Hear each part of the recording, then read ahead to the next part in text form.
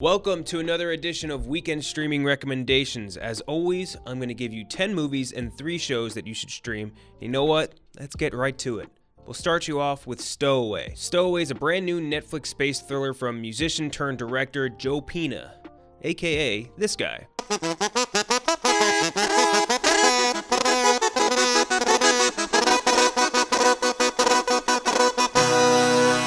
I'm probably pronouncing it wrong. Don't kill me. It stars Toni Collette, Daniel Day Kim, Anna Kendrick, and Shamir Anderson. It's about a guy that accidentally stows away on a 2-year mission to Mars, and the kicker is, they don't have enough oxygen to support everyone on the whole trip. I found it to be pretty thrilling. It had cool action, cool science behind it, the effects look great, and it was all very intimate because it all takes place within the same shuttle. I have some gripes with the ending and just the third act in general and some of the pacing problems, but overall I loved the score, liked how it looked, and I found it to be very interesting, let's say that. And the whole movie was shot in 30 days, which in retrospect is crazy considering how polished it looks. Next up is Casino Royale, also on Netflix. The introduction of Daniel Craig to the Bond universe it's smooth, it's sexy, it's adventurous, it's exciting, just a great ride from start to finish. In fact, it's my personal number 2 James Bond movie of all time, only behind Skyfall. Besides just being a great action spy movie, it's also objectively hilarious watching Mads Mikkelsen just wail on James Bond's nuts. Next up is the brand new Mortal Kombat out on HBO Max.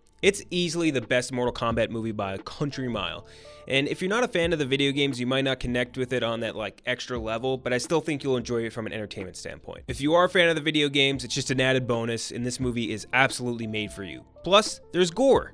There's fucking gore, finally! Next up is the Lord of the Rings Extended Editions, also on HBO Max. These movies are already absolutely incredible on their own, and in fact, in my personal opinion, they're the best trilogy of movies ever made, period. But the extended versions are even better. And normally there is this sort of barrier to watching in that you needed to buy this 500 DVD set that it was really, really expensive in order to watch it, or you needed to know someone that had those so you could borrow them. But now that's all gone, all you need is a subscription to HBO Max. All 3 of the movies individually are some of the best fantasy movies ever made, period. And I think you're going to enjoy them if you haven't seen them before. And if you have seen the originals before, you're going to enjoy the extended editions because they give you even more. Remember that period of 5 or 6 years where Orlando Bloom was the biggest action star in the world? Next up is True Grit, also on HBO Max. This remake is not only better than the original, but it's just one of the best modern westerns ever made, period. The entire cast is incredible, the dialogue is really crisp, and the production design is amazing.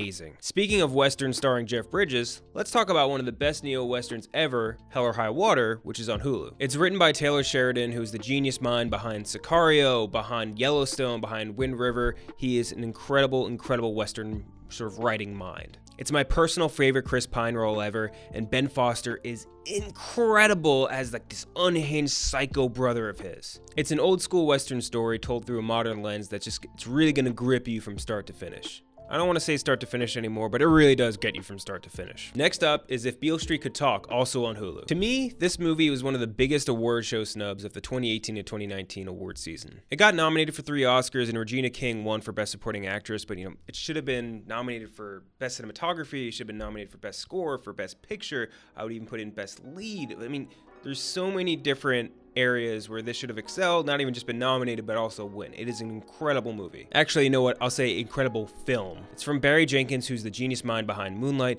It's heartbreaking, it's beautiful, it's sad, it's happy, it's dramatic. It just is all over the place in the best way. The performances across the board are amazing. The cinematography, like I mentioned before, is incredible, and just the score too. That is one of the best scores I've heard in recent memory. Next up is I Love You Man on Prime Video. I feel like this movie doesn't get the same level of recognition of other comedies in that sort of Apatow era of comedy, even though this has nothing to do with Judd Apatow. And that's unfair, because I think it is an awesome, awesome comedy. The chemistry between Jason Segel and Paul Rudd is absolutely flawless, and I love all the small roles as well. I mean, J.K. Simmons and Andy Samberg in that movie are absolutely hysterical. Plus, how can anyone forget? Well, who's your best friend? I have 2.